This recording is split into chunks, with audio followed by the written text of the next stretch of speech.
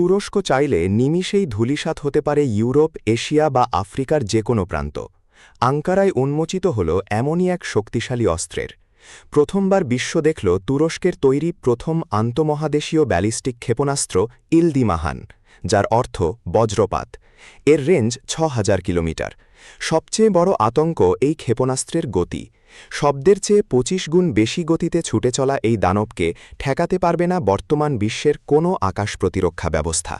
তবে শুধু ইলদিমাহান নয়, তুরস্কের সাহা ২০২৬ সালে প্রতিরক্ষা প্রদর্শনীতে সামরিক মাস্টারমাইন্ড সেলচুক বাইরাক্তার উন্মোচন করেছেন নতুন ৩ ধরনের কামিকাজে ড্রোন, যা দলবদ্ধভাবে আক্রমণ করে যে কোনো শক্তিশালী রাডারকে ফাঁকি দিতে সক্ষম। তুরস্কের বার্তা পরিষ্কার, যুদ্ধে তারা এখন আর কারও মুখাপেক্ষী নয়। বর্তমানে রাশিয়ার সারমাত বা উত্তর কোরিয়ার হুয়াংশোট ২০-এর রেঞ্জ অনেক বেশি হলেও তুরস্কের এই সংযোজন মধ্যপ্রাচ্যের ভূরাজনীতিতে এক বিশাল কম্পন। বিশেষ করে ইরান ও ইসরায়েলের চলমান উত্তেজনার মাঝে তুরস্কের এই পেশিশক্তি প্রদর্শন ওয়াশিংটন থেকে তেহরান সবার কপালে চিন্তার ভাঁজ ফেলেছে। সংশ্লিষ্টরা জানিয়েছেন, কেবল আক্রমণ নয়, তুরস্কের সুরক্ষায় এবার তারা ১৫০টি কম্পোনেন্টের বিশাল স্টিল ডোম মোতায়েন করছে।